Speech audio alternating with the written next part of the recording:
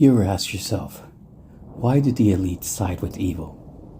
Why does the poor man's chant slogan written by a billionaire? And why the middle class, the builders, the fathers, the craftsmen? Why are they the enemies to them in their eyes? This is the paradox that haunts our age. And not because it's hard to solve, because it's painfully obvious once you see it. You see, why do the elites side with evil? The first thing you must understand is this. Elites don't worship evil out of ignorance. They side with evil because evil protects their throne. And they are not deceived. They are not confused. They're not misguided do-gooders. They are the priests of inversion, knowingly aligning with the forces that confuse the sacred, mock the pure, enshrine the broken, and keep the masses in a trance. Because evil, properly managed, is profitable. Because evil, ritualized, makes obedience feel virtuous. Because evil, when dressed in virtue, becomes the perfect weapon. When the elites side with evil, they're not just picking an ideology. They've constructed a machine that produces slaves, kills fathers, and enthrones liars. And why do the poor defend their chains? Why does a poor man chant slogans written by billionaires? Because it makes him feel powerful without even becoming dangerous. And here's the brutal truth. The poor man today has no tribe, no honor code, no sacred banner to march under. So they give him one. And this one is not given to him by saints or by a prophet, but by the elite marketing department. He is handed a plastic ideology, manufactured in a boardroom, rage with no structure, pride with no virtue, rights with no responsibility, and victimhood with no healing. He is taught that the system is against him, but he is never told who built the system or who profits most from his rage. So he fights on the wrong war, against the wrong enemy, for the wrong side, and the elites clap from their balconies. You see, because the middle class is the real enemy to the evil empire. This is why the middle class is caught in the crossfire, because the middle class is the real threat. They still remember how to build, how to organize, how to rebel. You see, the middle class is not just an income bracket. It's a civilizational engine. It is the father who teaches his son to fix things, the mother who runs her household, the small business owner who doesn't need a boss or permission to do anything. He is the community leader who remembers the name of every man at church. These people are dangerous to the shadow elites because they possess something the elites cannot buy: self-reliance, moral memory, and intergenerational loyalty. You see, the middle class is the last group on earth that can still say no. No, I won't take your drug. No, I won't mutilate my children. No, I won't kneel before your false god. No, I won't burn my country for your narrative. In this age, this is not just resistance.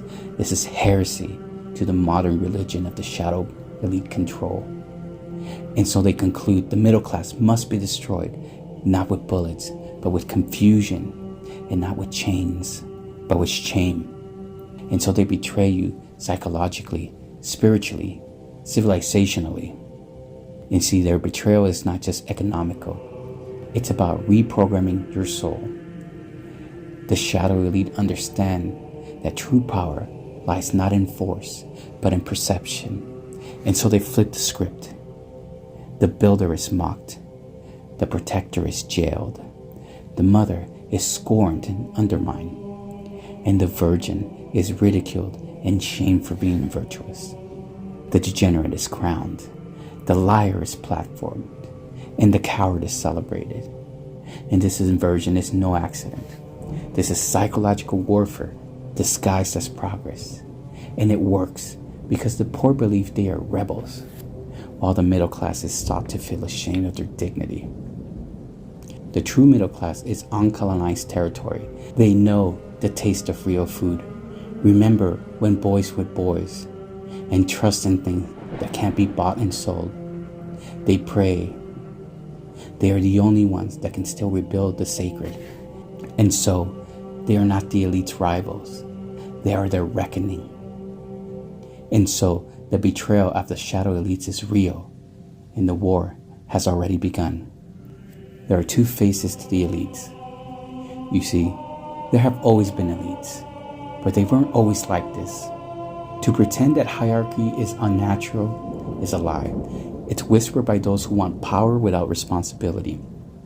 Every civilization has elites, the apex class, the leaders, the visionaries, the rulers of the land, of the mind, of the spirit. But history reveals a vital distinction. There are two kinds of elites, those who sacrifice for the future and those who feed on it. One gives rise to the golden age and the other ushers its decay. You see, the old elites were the lords of the flame. The old elites were not without sin. They were human like the rest of us, but they were undeniably great. They crossed oceans without knowing what lay on the other side. They mapped the stars before telescopes, and they erected cathedrals that still take our breath away now. And they commissioned operas. They led revolutions, rode into wars wearing the crest of their ancestors. And they were men who understood that privilege must be earned by pain, by vision, by danger.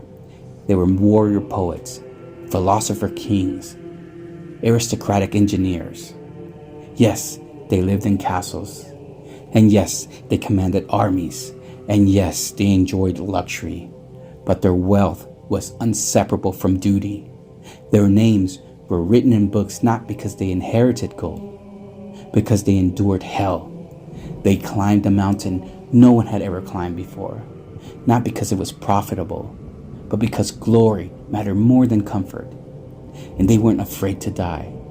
They were afraid of being forgotten. And so they gave the world things that outlived them now. And the most important thing is they had skin in the game. That is the sacred line. That's the moral spine of old nobility. They bled with their men. They died with their troops. They didn't outsource courage to mercenaries while sipping wine in private islands. They lived among those that they ruled. They governed with the knowledge that if their decisions failed, they would be the first to fall. And that made them accountable to truth. Not perfect, not always just, but human, real, and present. And they had glory because they had skin in the game. But the new shadow elites, the new shadow class. So now enter the new elites, the ones who took over the world after World War I and II. The wars that we supposedly won, but yet feel like we didn't. It gave birth to this synthetic aristocracy, the global priesthood of profit without presence. They don't lead, they manage. They don't bleed, they buffer. And they don't risk, they just redirect. And they have more money than any emperor in history. Yet they produce nothing of beauty, nothing of permanence, nothing for the soul. Look around the world, it seems so ugly now. White like an insane asylum, gray like the old Soviet era. The shadow elites did not ride into battle. They launch PR campaigns, and they don't write symphonies. They license AI-generated pop hooks, and they don't build cathedrals anymore. They build OnlyFans and porn hubs. They are the priests of the algorithm, the shadow technocrats. They create an empire of soft hands. These men have never fought for anything. They never prayed for rain to feed their village. They've never watched a son march off to war.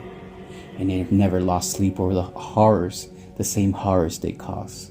They inherit their power through data monopolies, financial abstractions, and corporate fusion with the state. And their fingers are soft, but their reach is global. And their bodies are fragile, but their grip is iron. They fear death, pain, and masculinity. And so they do everything possible to destroy these things in you. They despise strength, loyalty, faith, love, Christ, because they don't have it. They mock virtue because it convicts them. They hate the heroic because it reminds them they are parasites. And they don't build, they just manage the decline. They oversee the world like administrators of a dying hospital. And they don't cure the disease, they monetize the symptoms. They encourage chaos when they sell your apps to manage stress. And they fund the destruction of families, then sell you therapy. And they destroy your food and then sell you synthetic pills. And they break your children's mind, then offer them new genders as a solution. And they don't want you dead, they want you disarmed, numb, addicted, humiliated, contained. They don't want a corpse, they just want a happy consumer.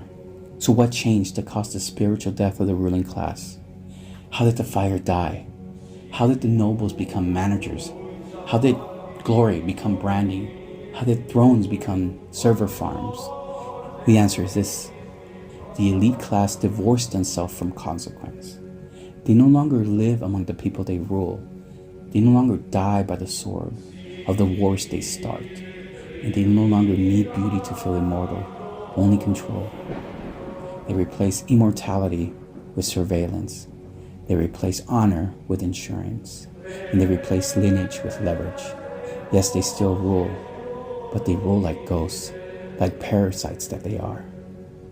Ghosts of men who once have lived in Rome, now eager only to sell it to the highest bidder. You see, the old elites serve glory. The new elites serve control. Understand the difference.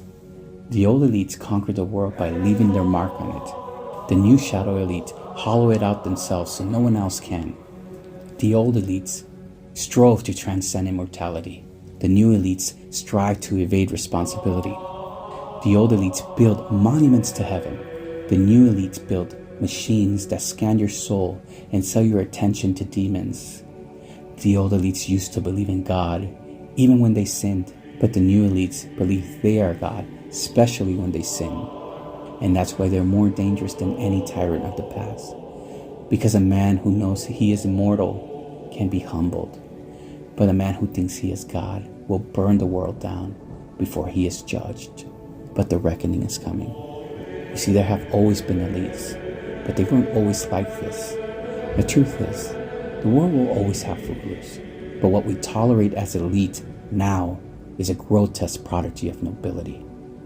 It is our job not to destroy hierarchy, but to redeem it, to demand again an elite that bleeds for the people, dies with honor, builds with soul, leads by sacrifice, and bows before God. Because the current shadow elites are no lords. They are cowards with castles, bankers with God complexes, digital pharaohs presiding over an empire of dust. The source of the new elite's power. You see, the elites don't rule with gold, they rule with mirrors. This is the heart of their sorcery, not by brute force, not by brute wealth, but by the alchemy of illusions. You see, we are taught and believe that power comes from money, that billionaires run the world because they have more numbers in their accounts. But this is only a half-truth, and they're more dangerous than lies. Because what truly enslaves a society is not money, it's longing. And the elites rule by mimicry. The modern elites do not need to force you to obey. They simply make you want to be them. And that's their trap, that's the mirror. Their greatest weapon is not legislation, not surveillance, not propaganda. Their greatest weapon is aspiration. You envy the man who enslaves you. You imitate the woman who despises you. You defend the class that is dismantling your future because you secretly hope to join them. This is a satanic genius of the modern elite world. They don't impose tyranny from above. They manufacture a lifestyle religion from below. And they hand you an identity kit. The car, the Bugatti. The clothes, the Balenciaga. And the followers, the political slogans. They dress slavery in silk and call it freedom. This is why celebrity culture is not entertainment. It's spiritual warfare. Celebrities, newscasters, late night comedy hosts, politicians on both sides, they are priests of a new religion. They're not rich because they're talented. They're rich because they're useful. Useful for what you ask. To the machine that sells despair as empowerment, lust as love, greed as success, confusion as identity, and self-hatred as progress. You don't follow them because they're wise. You follow them because they are approved. Approved by the same forces that want you too distracted to remember who you are. Celebrities are not leaders. They are mirrors the elite hold up to you, whispering, "This is what you should want. This is who you should be. This is how to stay safe." The modern elites don't offer you truth. They offer pleasure, that's it. No deep joy, no earned fulfillment, but soft, numbing, soul-rotten pleasure. They don't need you to worship them. They just need you to never feel the pain of longing for something real. Because in silence, in hunger, in emptiness, you might rediscover your soul. You might hear the whisper of God again. You might wake up. And so they give you everything but meaning. You can have sex, but no family. You can have comfort, but no courage. And you can have fame, but no love. You can have all the pills, but no healing. And you can have options, but never freedom. And perhaps the most insidious power of the elites is their ability to invert morality. They don't just break the law, they rewrite the commandments. And they do it so subtly.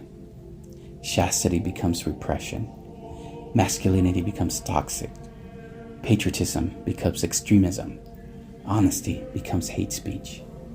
Boundaries become phobias. Authority becomes abuse. And beauty becomes oppression. This is not liberation. This is moral sabotage. And because you want to be accepted, because you want to be on the right side of history, you begin to parrot the very things that are destroying your mind, your family, your soul. This is their power. Not to kill the good, but make you ashamed of loving it. You see, luxury used to be expensive. Now it's just mass-produced decay with a designer label. In the past, luxury meant refinement, craftsmanship, beauty, taste, responsibility. But today, luxury is just branding for decay. The elites want you to chase the illusion of wealth because it keeps you working, it keeps you borrowing, it keeps you comparing yourself to others, and it keeps you obedient. They want you to worship what costs them absolutely nothing and destroys you. Plastic lips, factory-made designer bags from China, $5 coffees and one-night stands. You see, these aren't gifts, they're bribes. And most people will take them. Give me distraction, they say. Give me validation. Give me dopamine. I won't ask questions. I won't fight back. Just don't make me feel alone, they say. But the loneliness, the ache beneath it all, is your soul crying for something real. And that is exactly what the shadow elites fear most. Understand this. The elites rule because you agree to their terms, not legally, but spiritually. You mirror them. You buy what they sell. You fear their rejection, and you crave their acceptance. They don't need prisons. They build a mirror, and you step in. And so the new slavery isn't enforced. It's chosen. And when you remember that when you refuse the mirror and pick up the sword of truth, you sever the cord that gives the elites their power. When you stop imitating the hollow, when you stop fearing their rejection, when you stop buying their story, their illusion of power collapses completely. And the one thing they can't control is the man who opts out. You terrify them, not because you want their throne, but because you don't. And this single sentence is the most powerful, subversive thing a man can embody in the modern world. It is more threatening than rebellion, more dangerous than protest, and more powerful than conspiracy. Because the elite, they expect a rebellion. They even plan for it. They allow it, they fund it, they absorb it, and they redirect it. It's already made game plan for it. And they expect you to want their spot, to covet their lifestyle, to scream for a seat at their table. That's what they hope for. But what they cannot process, what unravels their entire illusion, is a man who looks at their kingdom and says, "No thank you. I see what you are. I reject you and everything you represent." You see, they can control the hungry man, but not the man who is full. See, the elites have one operating assumption: everyone has a price. They believe that with enough status, money, fear, and flattery, every man will kneel eventually. They just need the right combination of pressure and seduction. But they do not know what to do with a man who is already full of spirit, full of conviction, full of love for something eternal, full of meaning that cannot be digitized, canceled, or sold. The man who has remembered he is one with the Holy Trinity and has awakened the memory of his ancestors. This man does not want their world, and that makes him untouchable, because they cannot control what they can't tempt.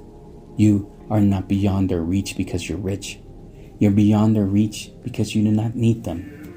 They cannot bribe the man who walks with God. The elites can manage any threat, except the man who doesn't play their games. The man who lives with less and calls it freedom. The man who suffers and calls it sacrifice. The man who is mocked and smiles with peace. The man who could go viral but chooses truth instead of clicks. The man who can climb but stays grounded in honor. He doesn't need their approval because he has already been approved by heaven itself, by his Father, his heavenly Father, and his ancestors. And they cannot shame him because he is immune to them. He cannot be isolated because he already has real brothers in love. And he cannot be broken by them because he has already died to himself. This man is free, and freedom is a virus that terrifies the evil empire.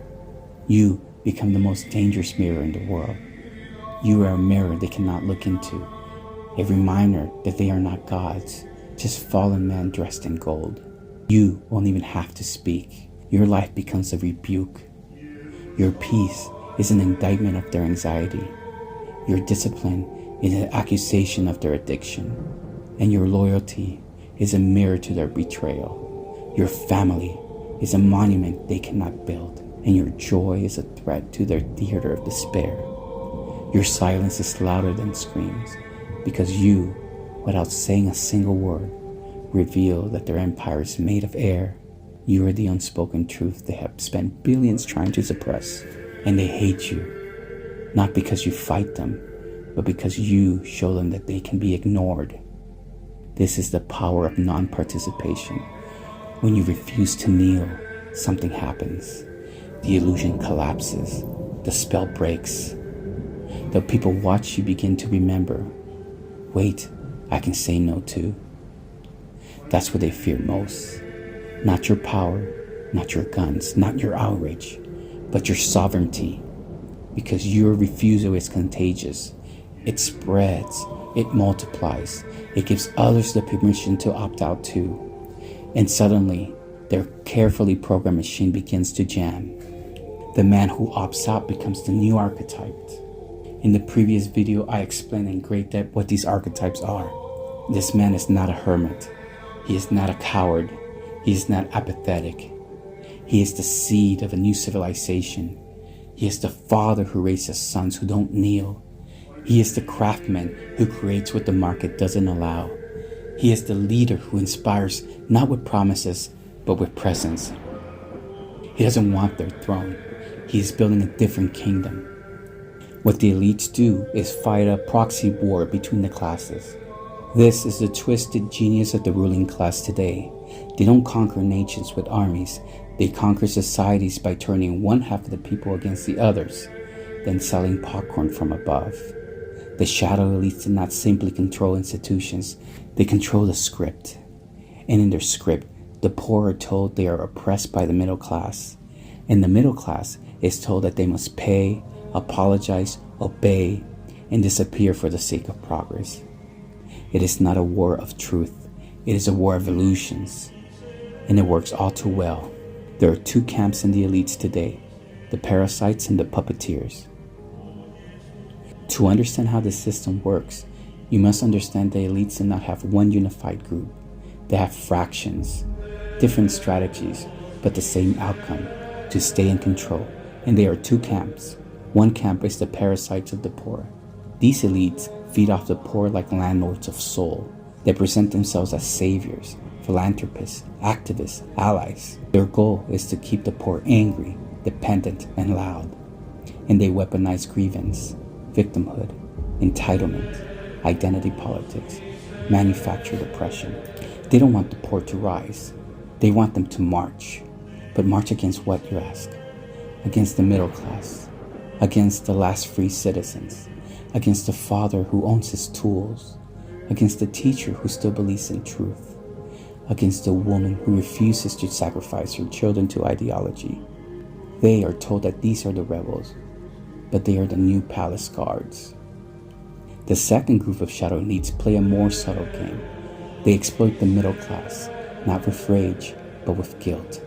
And they extract through taxes, inflation, endless bureaucracy, institutional gaslighting, constant cultural shaming.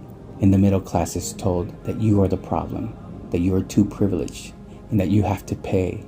You must make room, step aside, sit down. And while they carry the weight of civilization, they pay the bills, they fight the wars, they fix the pipes, and they raise children. But they're never thanked, only squeezed more and more, until their backs break, or until they finally give up. You see, the great lie of our age is that the poor are leading a revolution. They're not. They are being led in circles, screaming slogans of billionaires, while thinking they are overthrowing something. They march under a banner they didn't write. They chant words they don't understand. And they demand changes that change nothing. They want justice, but only as the elites define them. And they are taught to hate the entrepreneur, the tradesman, the stay-at-home mom, the church, the stable family, because these things are a threat to the elite's control. These are the living institutions that don't need the system to survive. So the poor are fed just enough bread, just enough rage, just enough dopamine to keep them angry, addicted, and useful. And the middle class becomes cannon fodder for the empire. While the poor are thrown into ideological war, the middle class is used as the empire's reliable mule. They are the last functional unit in a decaying civilization. So they must be milked into collapse. Their labor funds wars they don't want. Their children are indoctrinated in schools they pay for. Their neighborhoods are flooded with policies that they can't protest. And their faith is mocked in media that funds their own subscription. Their businesses are crushed by regulations they didn't vote for. They are the ones who still remember how to grow things, how to fix things, how to stand up, how to say no. And so they must be kept exhausted, isolated, and afraid. Because if the middle class ever unified, the entire system would shatter. You see, the poor dream of becoming elites. The middle class dreams of freedom, and only one of these dreams is dangerous to the shadow elites. This is the core spiritual divide. The poor are told to envy the elites. They are trained to believe that to escape suffering, they must become like the people who caused it. But the middle class does not want the throne. They want the farm, the land, the family, the dignity, the self-rule. That's the dream of living outside the machine. This is the real threat to them, because it exposes the elites for what they are. Not competent, not experts, not qualified. There are no geniuses, but middlemen of misery, terrified of being irrelevant.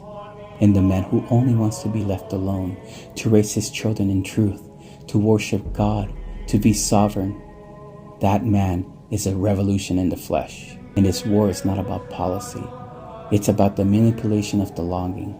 The poor long for power. The middle class longs for peace. The poor long for power. The middle class longs for peace. And the elite exploit them both. The tragedy is that the poor and the middle class should be allies. They are neighbors. They are family. They sit beside each other in church, and they used to march under the same banner: God, family, country. But the elites severed this brotherhood. They replaced shared identity with shared resentment. And so we fight each other while they build their yachts even bigger. But the engine only runs when you obey. And the truth is this: the engine of degeneracy only works when we fuel it. When the poor stop marching for billionaires, and when the middle class stops apologizing for existing, the machine dies. It dies not with violence, but with truth. It dies when men shake hands again, when fathers speak openly, when faith returns to the home, when children are taught virtue over grievance, when the poor stop chasing the throne, and the middle class remembers it built the castles. That's the revolution. And it begins the moment we say, we will not be pitted against each other anymore. We see you now, and we're done playing. So this is the path they fear. No left, no right, no red, no blue, but something older than politics, something deeper than ideology, something eternal, buried beneath the rubble of fallen civilization, waiting to be resurrected. And it's not a theory, it's a living path. We are not trying to overthrow the system to take its place. We are here to redeem. We are here to render it obsolete, not by storming palaces, but by building temples, and not by destroying cities, but by constructing sanctuaries for the souls, and not by burning it all down, but by remembering who we are. Because the world does not need more chaos. It needs order born of spirit. It does not need more fake leaders. It needs men who would rather die with honor than live with lies. This is what the integration of your masculine soul gives you: a sacred identity. You're not a consumer, not a demographic, not a statistic, not a pronoun. You are an image bearer of God, a son of the forgotten king, a spark of divine fire in flesh and blood. You have ancestors who have walked through fire and saints who bled so you could hear the name of Christ. You were not made to chase trends. You were made to resurrect civilization. We don't believe in false equality. We believe in earned greatness. We do not believe in the greatness of manipulation or greed, but the greatness of those who serve what is higher than themselves. Our kings protect. Our warriors sacrifice. Our priests intercede. And our brothers build each other up. This is not a hierarchy of control. It is a hierarchy of responsibility. Each man with a burden. Each man with a banner. Each man accountable to God, to the brotherhood, to future generations. This is wealth with purpose. We reject both poverty as holiness and greed as success. Money is not evil, but money without purpose is a weapon of decay. We teach men to build businesses, institutions, not as means to dominate, but as the means to feed their family, defend their communities, and fund the kingdom. This is the Crusader economics, where wealth is consecrated, not hoarded. A system where profits serve virtue, not vices. This is strength with humility. We strengthen the body, the heart, the soul. We sharpen the sword and the skills. We train in mind, body, and will. But we don't do this for vanity. We do it so that we can protect, endure, and lead, because we believe in the strength that bends to help the weak. We believe in masculinity that kneels to pray, not weakness pretending to be nice, and not aggression pretending to be powerful. True strength is humble because it knows who gave it to him, and we believe in merit over manipulation. We will never bow to quotas, to favoritism, to politics of pity. We believe in the sacred right of excellence, not because everyone wins, but because when a man earns something, he becomes a better man for having done so. And in our brotherhood, no one rises by accidents. You are called to more. You are judged by more. You are forged by fire, not protected from it. The world offers you anesthesia. We offer you resurrection. The world tells you to numb the pain. We teach you to reform through it. Because suffering is not always a curse. Sometimes it is the voice of God calling you back to your purpose. We do not worship safety. We do not idolize leisure. We do not choose comfort over conviction. We choose the narrow road, because at the end of the road is a crown that cannot be stolen. And so the shadow elites fear us because we are immune to their temptations, immune to their shame. You cannot tempt a man who does not want his throne. You cannot cancel a man whose identity is not rooted in their approval. And you cannot manipulate a man who sees through their mirrors. You cannot enslave a man who would rather die on his feet than live on his knees. We are immune because we remember. We remember virtue. We remember sacrifice. We remember eternity. We remember Christ and our ancestors. And when men remember these things, the evil empire begins to shake.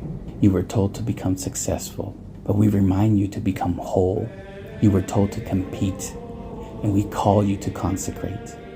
And you were told to blend in, and we called you to stand out. And you were told you were broken, but we tell you you are just unfinished, and it's time to rise. And this is not a movement.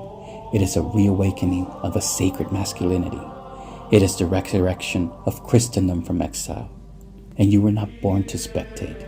You were born to lead, to protect, to build, to believe again.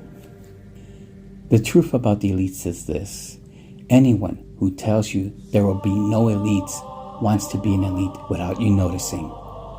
This is one of the greatest lies ever sold to the masses, that we can create a world without hierarchy, without leadership, without those who rise above. It is a comforting illusion, especially for those who feel powerless. But like all illusion, it hides a dark truth. There is no such thing as a leaderless world. And so the only question is, who leads and by what standards? A society without elites is a lie. Every tribe has its chieftains. Every army has its captains. Every movement has its prophets. Every generation has its lighthouse. Those few who rise not by luck, but by their burden, by the call. And to pretend that everyone is equal in capacity, in courage, in consequence, is not humility. It's nihilism. And it's often a trick.